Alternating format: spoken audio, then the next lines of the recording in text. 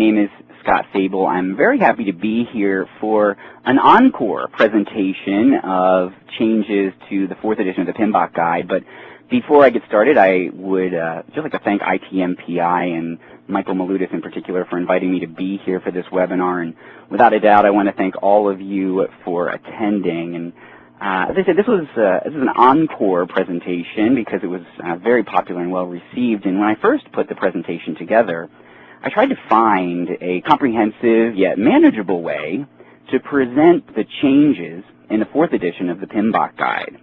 And as I was reviewing all of the changes, I tried to find some themes or patterns in those changes. And while I found no simplistic way to list all of the changes, I did find that there are 4 main areas of change in the latest edition of the PMBOK guide that are definitely worth reviewing in this webinar. So I want to get started by looking at what the agenda is I have planned for this session, and we'll also find out what those 4 areas are.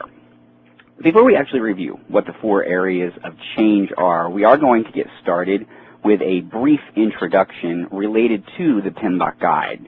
But then we're going to take a closer look at each of the 4 areas of change, which are the 42 processes, the differences between the project management plan and the project documents, the differences between the project charter and the project scope statement, and the to-complete performance index earned value calculation. Now, as we go through these 4 areas of change, I am going to prompt you periodically for some questions. And at that time, I hope that you'll use the question and answer interface in your webinar to type in any questions that you have based on those sections. That way they're fresh in your mind. So type in the questions when you have them. And when we get to the end of the presentation, I am going to have a very brief conclusion to wrap things up, but we'll have some time for those questions and hopefully for some answers too. But this is what I have planned for the agenda today, and why don't we just dive right in. We're going to get started with a bit of an introduction. As I mentioned, this webinar is really going to be about the differences between the 3rd edition and the 4th edition of the PMBOK guide. So I thought it might be a good idea to talk about the 2 guides and how they came about, and also how might they differ, at least at a high level. First, I think many of you know that the 3rd edition of the PMBOK guide was published in 2004. It was designed to improve upon the previous edition, which was published in 2000, and it was definitely an improvement. There was a stronger emphasis on process groups, and the terms facilitating processes and core processes were removed to ensure that all 44 processes had the same level of importance.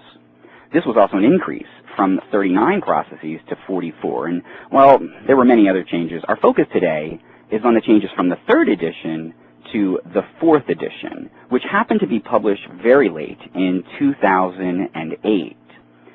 Consistency and clarity are 2 key terms to keep in mind when it comes to the changes in the 4th edition. As such, I tried to keep those 2 things in mind as I put together this presentation. And as I mentioned, there are 4 areas of change that I'm going to group the consistency and clarity changes in the 4th edition. So why don't we go ahead and get started with that first area of change. As I mentioned to you already, the first area of change I want to focus on includes the 42 processes in the 4th edition of the PMBOK guide. First, I think you'll all be glad to know that PMI has not changed any of the process groups. There are still 5 process groups, and they are initiating, planning, executing, monitoring and controlling, and closing. Next, I think you'll also be glad to know that PMI has not changed the knowledge areas. There are still 9 knowledge areas, and they are integration management, scope management, time management, cost management, quality management, human resource management, communications management, risk management, and procurement management. But here is where things start to change. As you probably already know, when you intersect the process groups, those 5 process groups, and the knowledge areas, those 9 knowledge areas, you end up with what are called processes. There are now 42 processes in the 4th edition of the PMBOK guide. But what has not changed is that for each one of those 42 processes, there are multiple inputs, tools and techniques, and outputs. So, I mean, what's different about that? Well, there used to be 44 processes, but now there are only 42. Let's take a look at how that happened. First, 2 processes were deleted, and 2 processes were added, so, well, that keeps us still at 44. But then, 4 processes were combined into 2, so now we're at 42. And finally, it's important to note that 3 other processes were either changed or moved in the 4th edition. One other thing that I think is worth mentioning is that at this point, all 42 of the processes now follow a verb-noun format. There's that consistency for you. So let's go ahead and take a look at the 42 processes in each of the process groups, and we're going to actually go over them based on their knowledge areas. So we're actually going to start with integration management. This is the first knowledge area, and as you can see, there haven't been too many changes here. There are only 6 processes, where there used to be 7.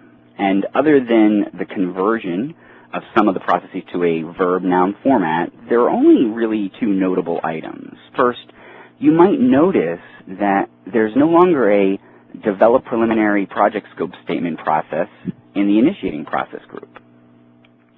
Because the project charter contains many of the preliminary goals for the project, and because these goals are elaborated then in the scope statement, PMI has eliminated this process, and later in the webinar we'll discuss a little bit about how the project charter and the scope statement differ. But second, the close project process was renamed to close project or phase to kind of highlight PMI's stronger emphasis on a phased approach to project management. In fact, PMI actually notes 3 types of phases. Sequential phases, during which one phase occurs after another phase. Overlapping phases, during which multiple project teams can work on 2 separate phases that occur at nearly the same time. And iterative phases, during which a single project team can work on 2 separate phases that occur at nearly the same time. And it's this last phased approach, the iterative approach, that actually aligns very, very nicely with the Agile development methodology. But let's go ahead and move on to the next knowledge area. Next we have scope management. And as you can see here, there haven't been too many changes either. There's still 5 processes. In fact, other than the conversion of some of the processes to a verb-noun format, there are only really 2 notable items. First, you might have noticed that there's no longer a scope planning process in the planning process group. According to PMI, you still do need a scope management plan. However, it is created in integration management when you create the project management plan. Remember, the scope management plan is one of the subsidiary plans of the project management plan. But in its place, PMI has added a collect requirements process. PMI now feels as though project managers should take a more active role in the collection of requirements from the project stakeholders. And this might include both functional and non-functional requirements, especially in the software development world. Additionally, PMI is emphasizing the importance of requirements traceability, as well as the use of a requirements traceability matrix, which is something we're going to talk about briefly later on in the webinar.